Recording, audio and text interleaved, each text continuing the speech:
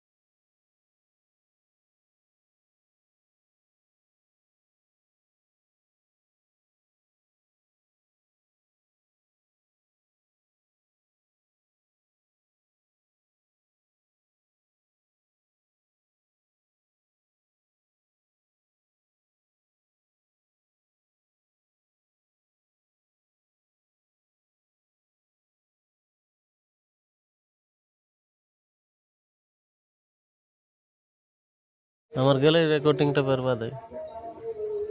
धमका दुनिया में मौत नाम की कोई चीज नहीं होती है। जिनको लगता है कि शायद वो सारा धन एकत्रित करके स्वर्ग जा सकते हैं, वहाँ सुख भोग सकते हैं, बिल्कुल ये बहुत गंभीर समस्या है। और मुझे लगता है कि इसमें सरकार के लोग शामिल होंगे, विपक्ष के लोग शामिल होंगे, ये कोई नई बात नहीं है। अगर आदरणीय शिल्पी जी कह रही है कि अगर वो जनता जानती है, तो जनता को मालूम है कि किस प्रकार से जेपीएससी की परीक्षा होती है, उनमें जब रिजल्ट आता है तो विधायक जी के रिश्तेदार होते हैं। इसमें 24 वर्षों से जिन लोगों ने राज्य की सत्ता को संभाला है, 24 वर्षों से जिन लोगों ने इस राज्य की सरकार को चलाया है, पक्ष बन के विपक्ष बन के, सबका उसमें हिस्सेदारी होता है।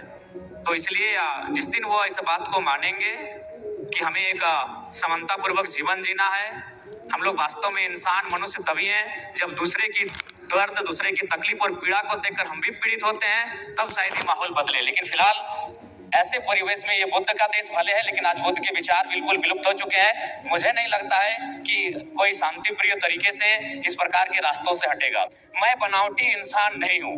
उस मीटिंग में 52 मिनट डिस्कशन हुआ था, मैंने 52 मिनट के बाद मुंह खोला था, और ये तो मीडिया चल रही थी और कैमरा में कैच हो रहा था, इसीलिए मैंने बोतल को टेबल में पटका।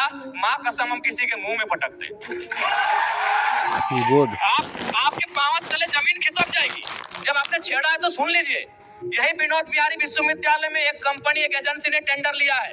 मजदूरों को ज्वाइनिंग लेटर के साथ साथ रिजिग्नेशन लेटर पे साइन करा गया। इस भारत में कहाँ होता है यार? मैं आक्रामकता की बातें करता हूँ, कारण कौन है? रिजिग्नेशन लेटर में साइन कराया गया है, कौन देगा उत्तर? भारत देश में 4 स्तंभ है कहने को, न्यायपालिका, कार्यपालिका, विधायिका, पत्रकारिता। कौन रिस्पॉन्सिबल है कि ज्वाइनिंग? ताजुब की बात है, ज्वाइनिंग लेटर भी मिला है और उनको साइन भी करा लिया है। क्या बोलते हैं आप? रिजिग्नेशन लेटर, रिजाइन लेटर में भी साइन करवाया गया है। और एक घटना गोमिया की, जब मेरा सभा था बेरमो में, वो लड़का आया, उसने कहा कि जो एजेंसी है उनको पेमेंट देना होता है 20,000, लेकिन मेरा शर्त है उनका कि 20,000 आपके अकाउंट में देंगे, आपको 8,000 रिटर्न करना होगा, नहीं तो नौकरी से निकाल देंगे। उसके बाद भी अगर आपका खून नहीं खोलता है तो आप बनावटी लोग हैं, असल लोग नहीं है।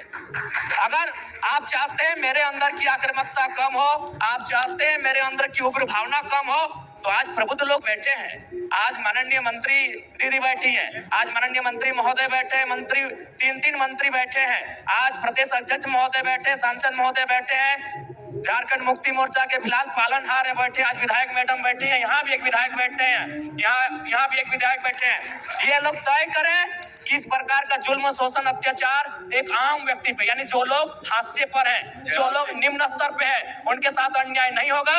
जयराम महतो प्रेम की कविताएं लिखेगा, इनकलाब की बातें नहीं करेगा। जयराम जी, अगर एक व्यक्ति पे कार्रवाई होती है और उस कार्रवाई से अगर हजारों स्टूडेंट को एक उम्मीद मिलती है, अगर एक व्यक्ति पे कार्रवाई होती है और हजारों किसानों की खुशहाली आती है, तो मुझे लगता है उस व्यक्ति पे कार्रवाई होनी चाहिए।